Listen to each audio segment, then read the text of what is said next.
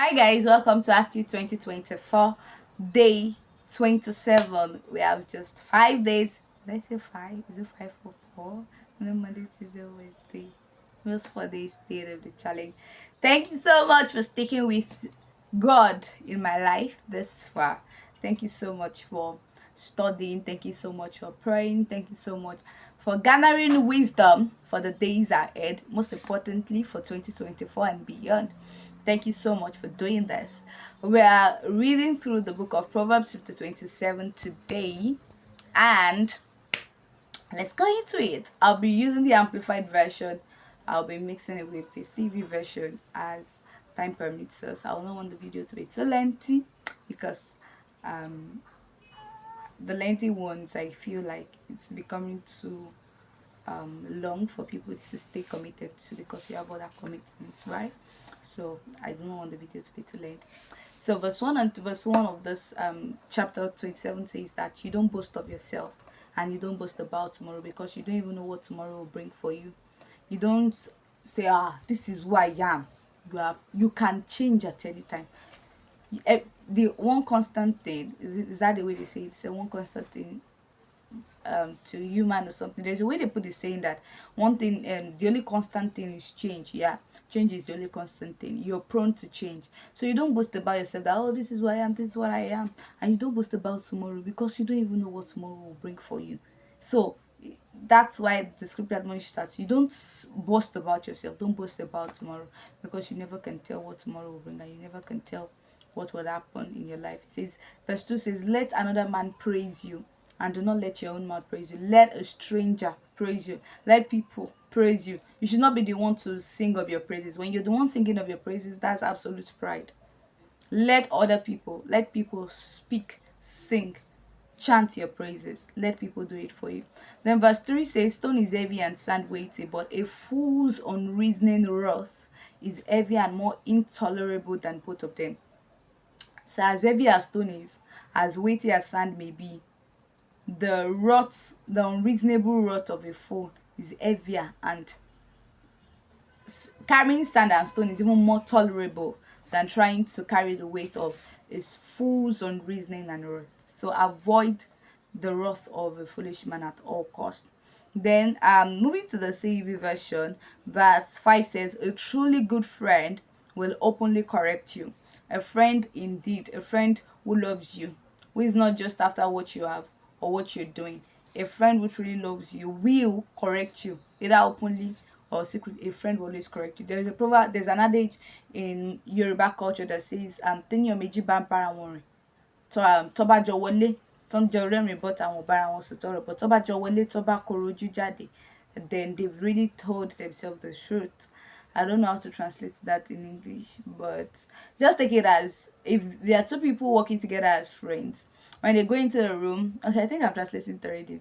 When they go into a room and they come out laughing together, they've not told themselves the truth. But when they go into the room and they come out and both of them are frowning, be sure that they've spoken the absolute truth to each other. And that's one thing God will want us to replicate. You should not be friends with someone you cannot talk to. You should not be friends with someone you cannot advise. You should not be friends with someone that can't listen to you, that you can't share ideas with, that you can't share opinion with. There is absolutely no reason being friends with them. So the best thing you can do for yourself is for you to be friends with someone you can talk to, and that same person can talk to you also. Then verse 6 says, you can trust the friend who corrects you, but kisses from an enemy are nothing but lies. Any friend, anybody that corrects you, trust that person. But people who tell you, you're beautiful, don't mind them. Beware of them. Beware of them. They are nothing but enemies. Then verse 9 says, okay, verse 8 says, when you are far from home, you feel like a bird without a nest. And it's true.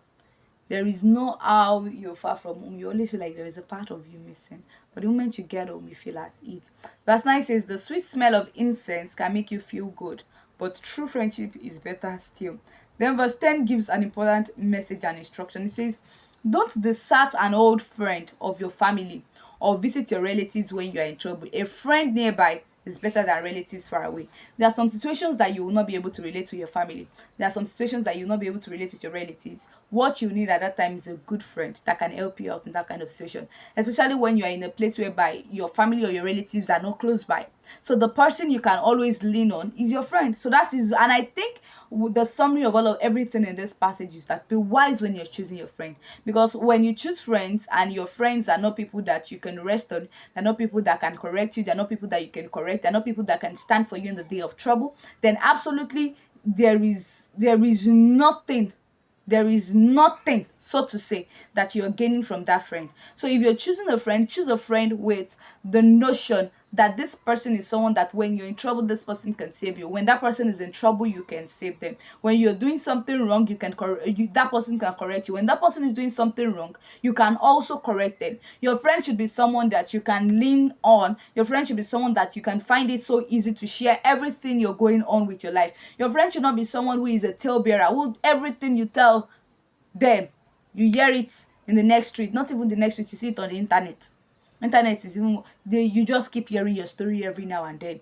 So be sure that the person you're choosing as a friend is someone like you, someone that is like-minded. That's what I mean by someone like you. It might not be someone that you have the same behaviors in court.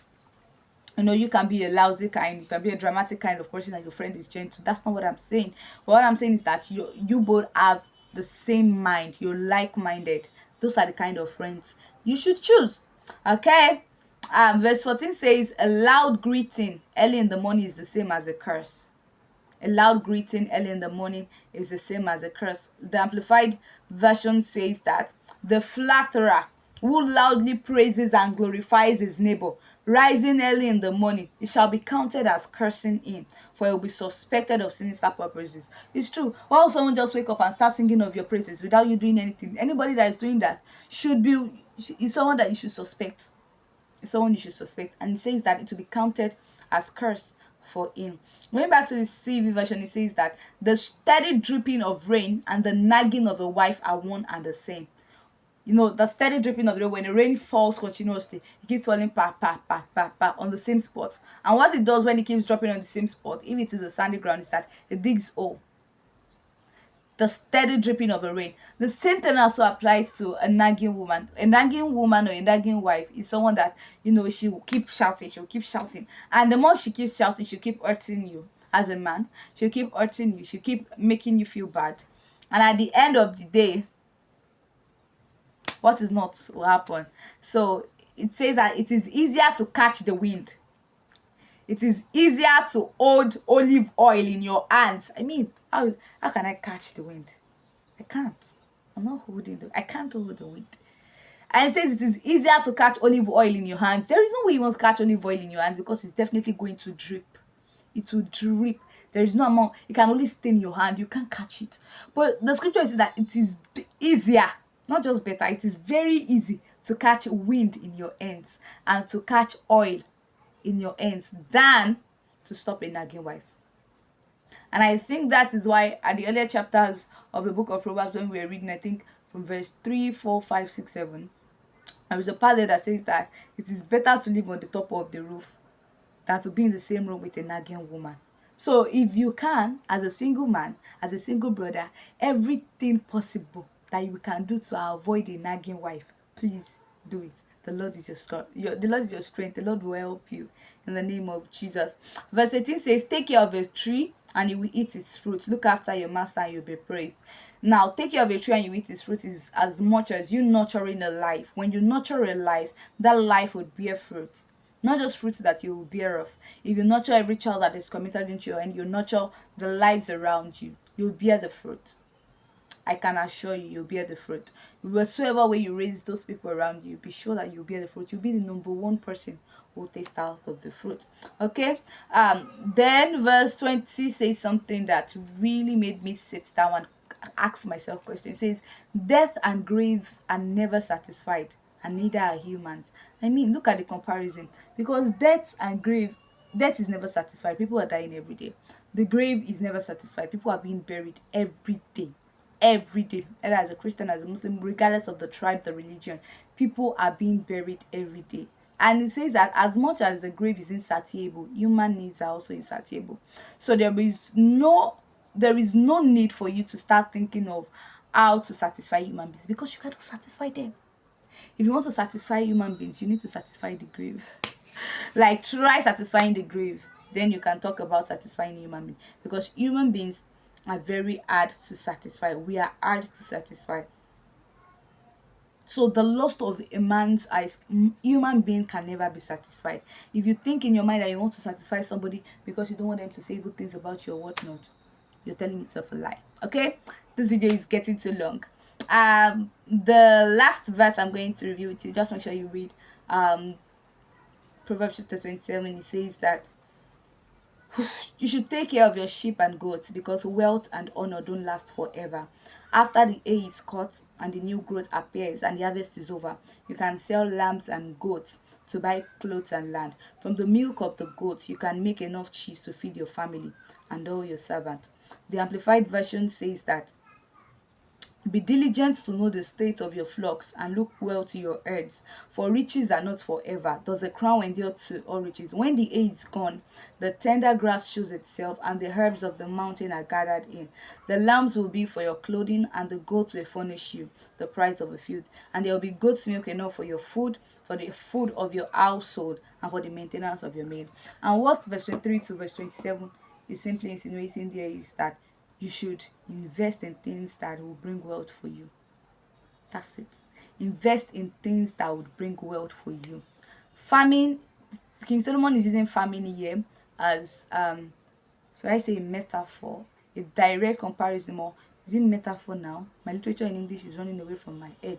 But there is, it's giving a kind of oh, it's giving a kind of description. It's trying to let you understand the fact that the same way a farmer, once you take care of your sheep correctly, when you take care of your sheep, you groom them, you tender to them, feed them when you ought to feed them, you give them water when you ought to give them water.